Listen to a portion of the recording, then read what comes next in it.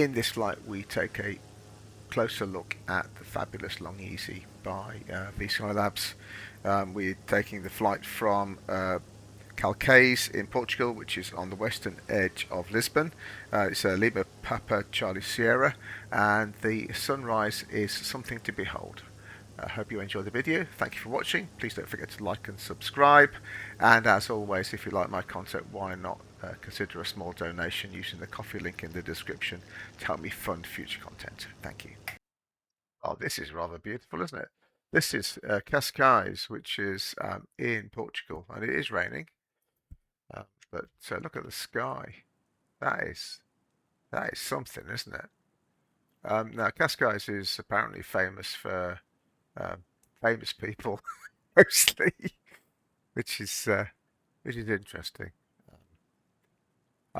What we're going to do is take a bit of a pot of Cascais in Portugal. It's on the west coast of Portugal, and what we're going to do is just take a bit of a potter. We're going to explore the flight characteristics of the Rutan LongEze and just start getting to know the aeroplane. And it has to be said that I think this weather is going to be the perfect backdrop. So let's just turn off the head tracking for a sec. All right, so it's very simple to start. Okay. Very, very simple to start. It's just power and generator. And then we need the, hasn't got a beacon, which is interesting. We'll start it in a sec. We'll just actually, what we'll just do before we do that, we'll walk around and talk about it. So the first thing to notice about the LongEze is it's far from conventional in its layout and design, and I think it's a worked example of the forces of conservatism with a small c in the aviation community, that this sort of style of aircraft isn't more popular because it sips fuel. It's very comfortable. It's a two-seater. If you I mean, obviously in the real aeroplane there's a bit more work involved in this, but if you go to weight and balance, and if you add stuff to the baggage pods, you've got up to, you know, almost two, not far short of 200 pounds of storage. If I do that, the pods appear. Look, all right. So so it's a very practical touring aircraft. Now, granted, it was only a kit, and that's one of the reasons why I suppose it would be less popular because of the aggravation associated with that. But it's got two seats. They are in tandem, not side by side, which is, I mean, obviously that would be an inconvenience. Very comfortable to fly by all accounts. You get into it as if you were mounting a horse, apparently. So you approach it from this side and you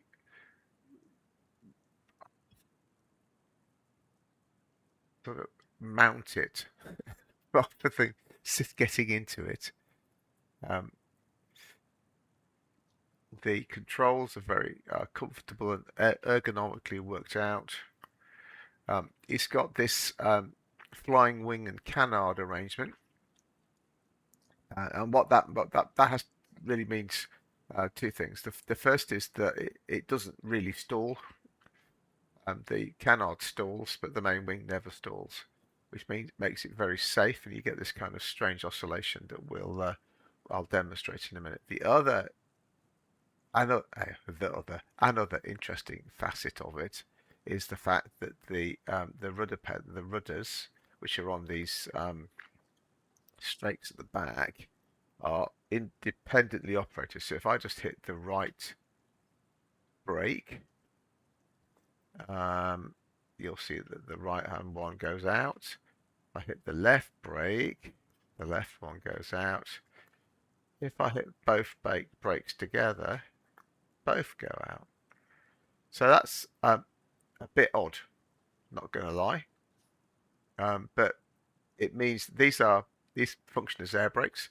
This airplane made of carbon composite, so it's very sort of glider-esque in that sense. And the other thing that makes it glider-esque is that it doesn't have any flaps, right? It whips along at a pace of knots, and it doesn't have any flaps. You've got the ailerons do what ailerons normally do. If you look at the canard at the front, you'll see if I pull the stick back, the elevators go down, not up. And if I push forward, they go up, not down. Now that is because the canard is in front of the center of gravity. If you want to go up, you've got to make the canard go up, right, rather than the wing go up. So normally, with elevators, you would push the tailplane down, but in this plane, you're pulling it up. So they work in the opposite sense, which is fine. I mean, the controls work exactly the same. It just seems a bit odd. As regards the model, the other thing that they've done is they've modeled this variable pitch propeller, which operates automatically. There's no, it's called an aromatic look. There's no real way of demonstrating that other than to see it working in practice and watching the fuel not go down as we fly along. It's beautifully weathered, isn't it?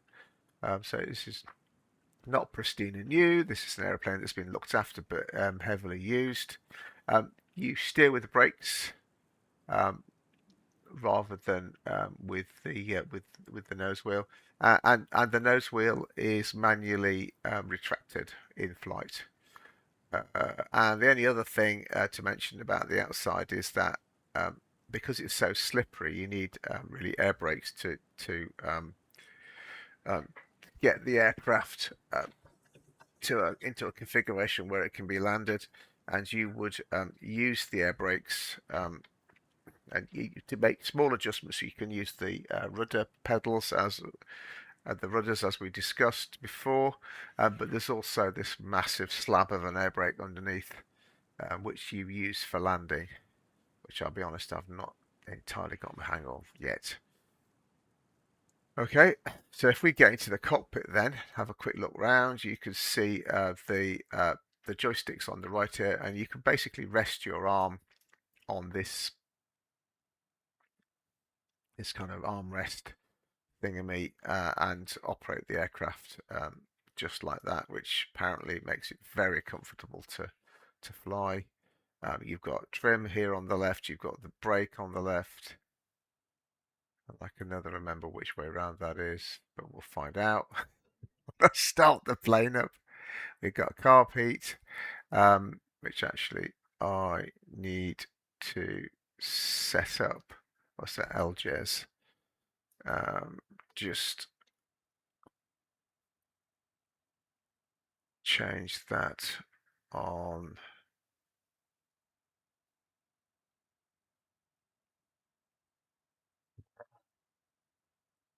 So that would be switch 1, wouldn't it? Yeah. That, yeah.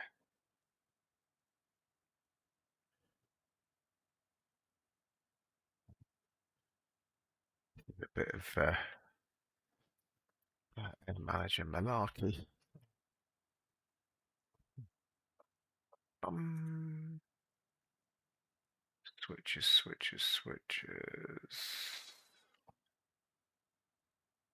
Go. All right. So if I do, yeah, there you go. Let's copy it off. You've got fuel tanks in front of you, and that windy handle there, is the control for retracting the undercarriage, which is nice. You have to do that manually. All right, so let's just check the fuel. So if we put the power on and the generator on, I think we've got enough for what we want to do. Let me just check the timing on that. Weight and balance. How long we got? 3.5 hours. Yeah, that's 250. That's absolutely fine. All right, let's get it rolling then. So,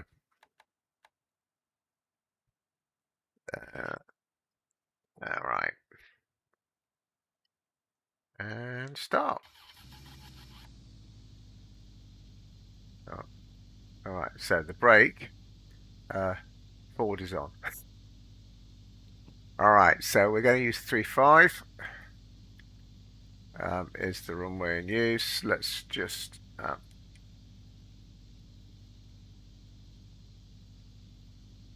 have a listen to the oops, wrong button. ATIS to find out what the ATIS. Oh, interesting. There isn't an ATIS. Well, that's irritating. All right, let's use the map then. This is not far from Lisbon, so I'd imagine that in normal circumstances you would check out Lisbon. ATIS 1024. Okay. 1024. What did we say? We were going off on 3.5. Okay. Enter. I'm not going to do anything particularly fancy dancy today. We're just going to have a bit of an explore. Local flight, see what's what. Okay, let's get the head tracking enabled. I think we need to invest in a Tobii eye tracker at some point before my birthday. Right, so we are. Have a look where we are on the airfield.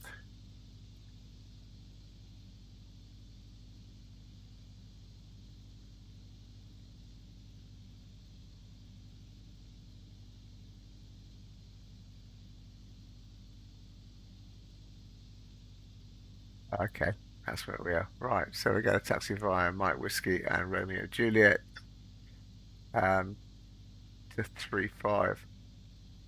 That's going to be a bit complicated. Okay, so that's a right turn.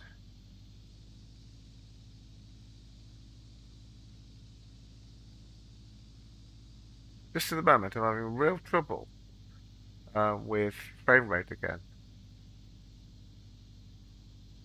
Whether today we've got issues caused by the weather.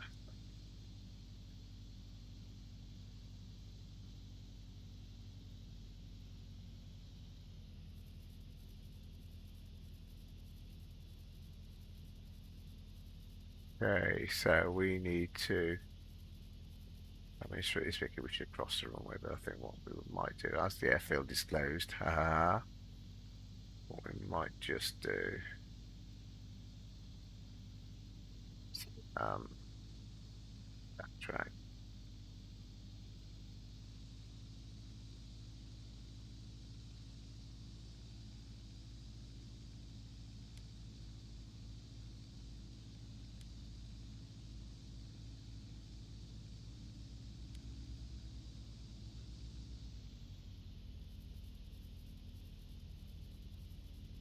This thing. Verbs on a different switch. Odd.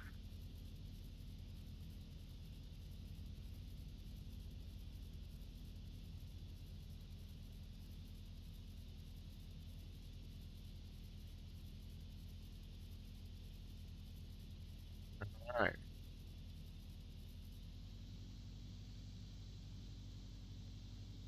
Okay.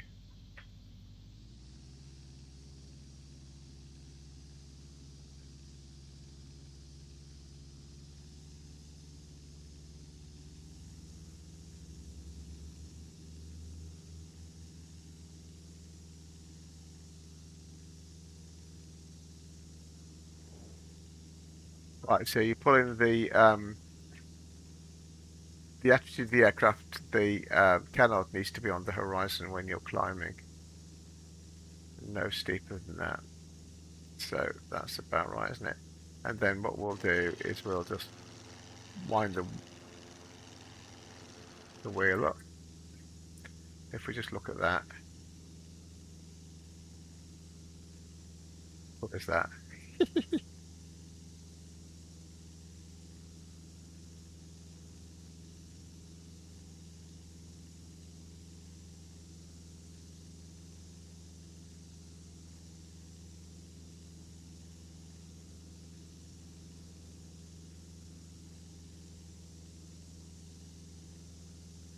Okay, if we turn to the left.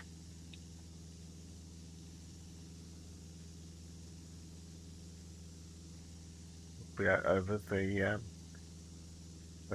Atlantic.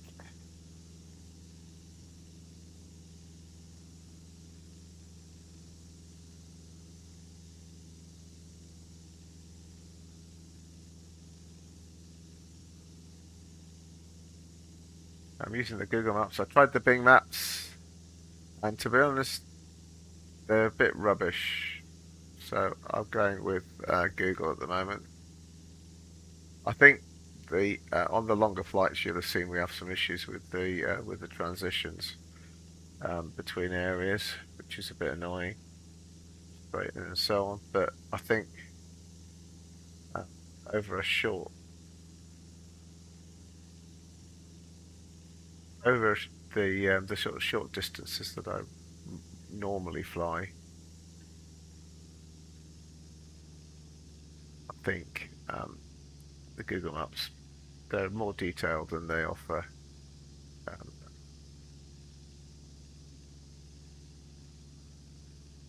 better colours. I think the Bing one struck me as being a bit dull. Right, so we've got an autopilot. We've basically got. We'll tell you what I haven't done. Oops, I haven't set the altimeter, the transponder to alt. There you go. So transponder's on. We've got a standard set of controls here. You can see you've got a DI down there. We've got the compass here, airspeed indicator, uh, artificial horizon, altimeter. We've got a sort of OBS thing for VOR on the Garmin, and we've got vertical speed indicator. You've got your temperatures and pressures, engine gauges there. The fuel gauges are over there, which is a bit problematic from a simulator point of view. Um, isn't this gorgeous? You've also got uh, an autopilot. Right? So the autopilot isn't that advanced, but it will do an alt hold and it'll keep you going in a straight line. So if I just hit alt hold, that'll just keep it going the way. Then you can control the roll and the pitch. If you hold the alt again, that'll hit the alt hold again. That'll disconnect the autopilot, and that's basically it. It's very very sort of basic autopilot, but it does the job, and it allows me to do that without, crashing or whatever.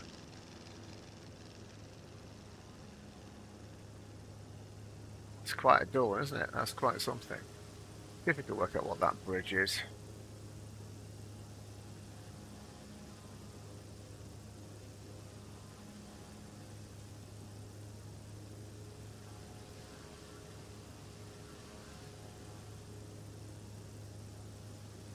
On 25 to April. That's cool.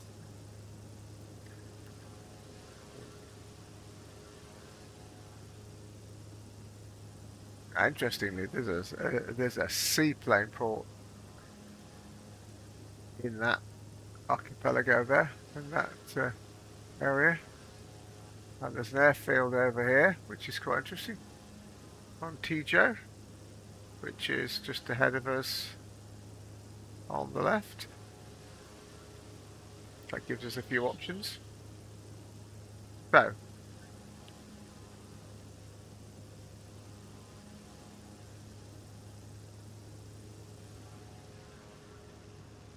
quick look at this here plane then.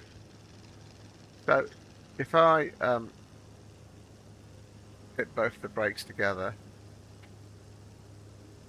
see what effect that has. Okay, so we're doing 120, just over. Five.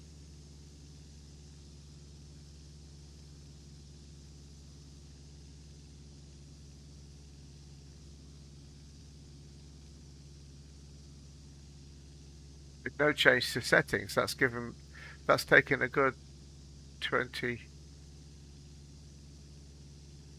knots off the speed, isn't it? Which is quite handy. Now, what we got? 5,500. No, almost 6. 5,800 feet. All right, let's just try. Just take control again.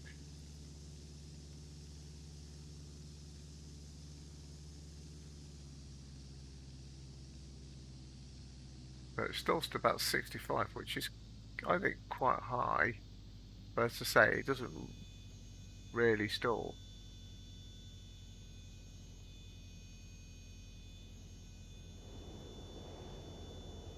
You see, that's it.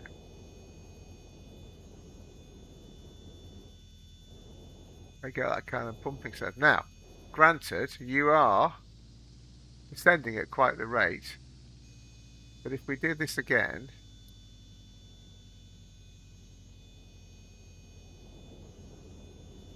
I've still got authority over the ailerons.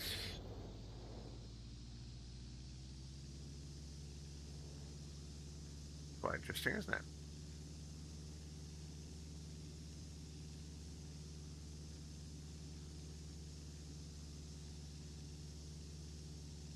And this just sort of settles and it potters along. The fuel consumption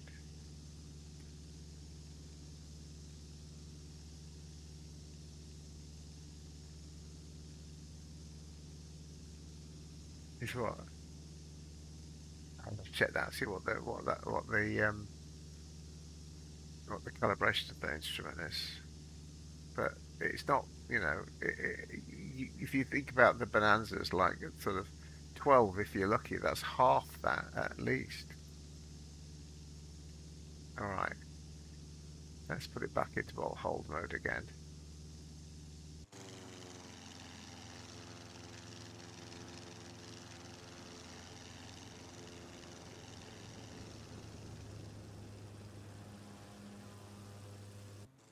It's all rather effortless and rather elegant, I think. And this is amazing.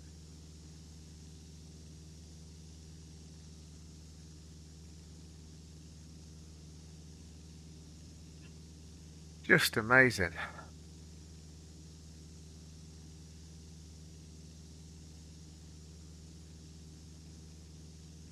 Doing 100 and, I mean, we've got what, 12 knots behind us, so we're doing 153.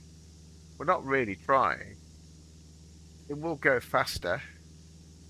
And obviously you can see we're getting into the maneuvering, outside the maneuvering area, so we can't do anything dramatic. But it's still air like this, it's fine. And this thing is designed to operate very high up and just trundle along at pace without, without consuming a lot of fuel. And in that, I think it's absolutely perfect. All right, I think we should try and get this thing on the ground and see how we do. That's what I think. So let's go find ourselves, what's it called? Montijo, Lima Pup, Mike Tango, and it's off our left-hand side, and we'll be landing on, I would say, 01. So we will take a right base to 01. All right, and it is at 45 feet, so it's pretty much on the ground.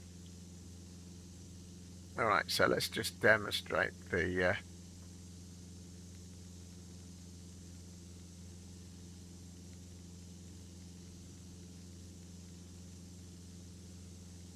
just the autopilot doing its thing. All right. And what we'll do is we will reduce the power a bit and head down.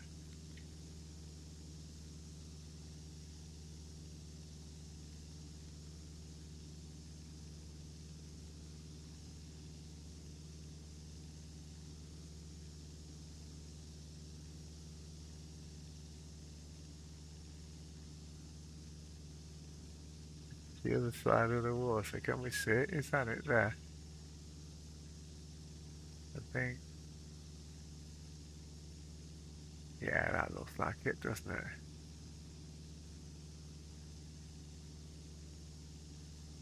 Yeah, there's the runway. Look, it's the runway that we're going to be aiming for. All right, so we'll just pop round in circles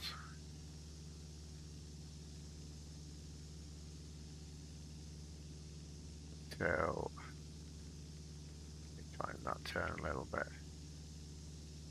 until we've got down to 1,000 feet.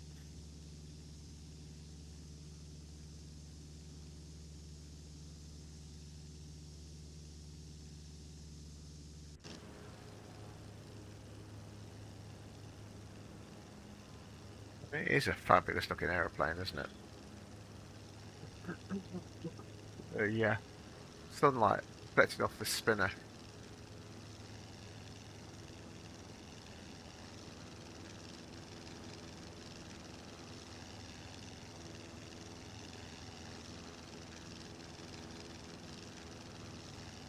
How we doing?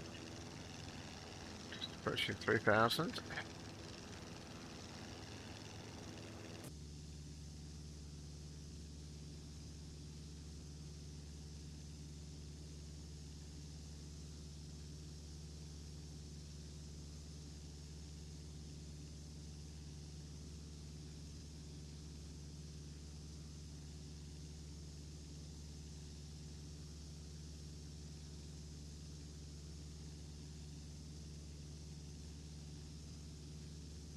We'll get ourselves down to 2,000, I think, and then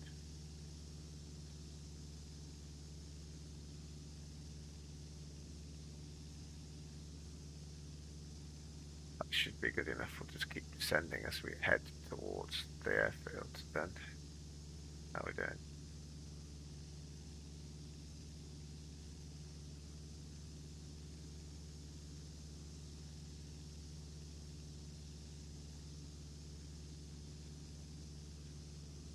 Hey, I think that'll do.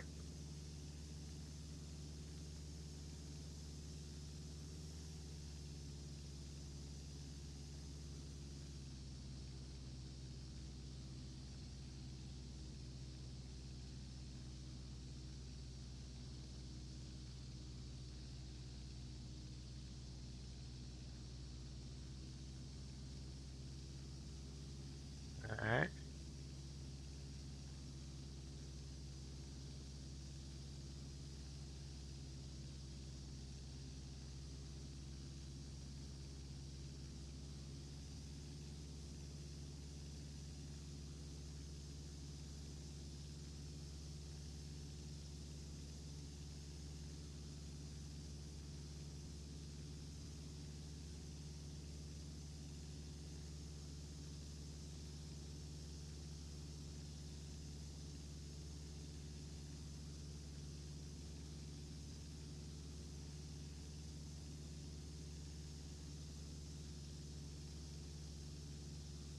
Okay, so now we need to be losing a bit of speed.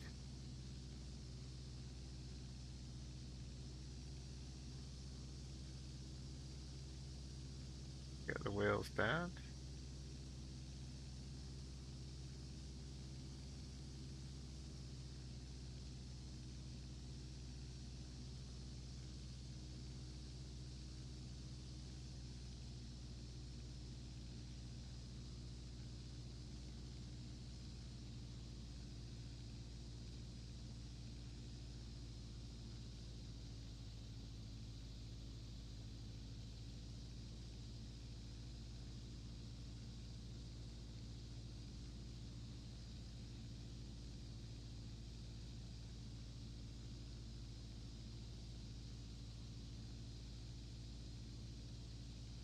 Now there's a G1000 version of this as well, and of course there's the long range version, which is the subject of a later adventure. I might do a video on the fuel management. Right, we'll get the air brakes down. 500. Got a bit of 6 knots from the left. Right, that's not, yeah.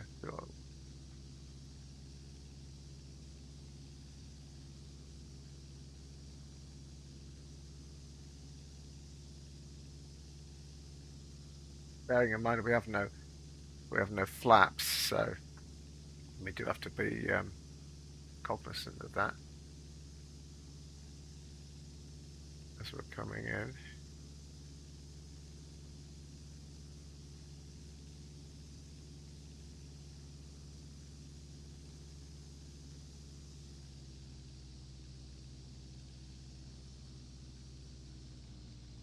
Fifty, 40, 30. Come the wrong way. 20. 10, 9, 8, 7, 6, 5, 3, 2, 1. How about that?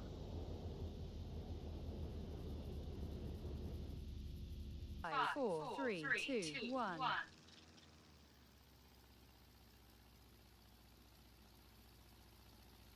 Looks like some crazy typhoon, doesn't it?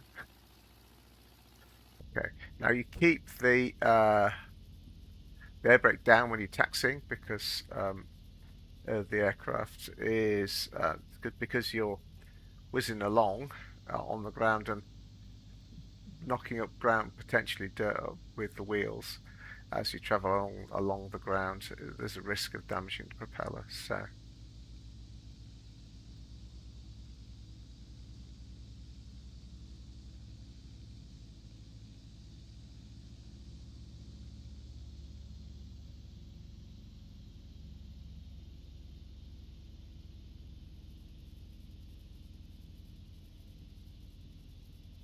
just get off the runway. There's the air traffic control tower. Look.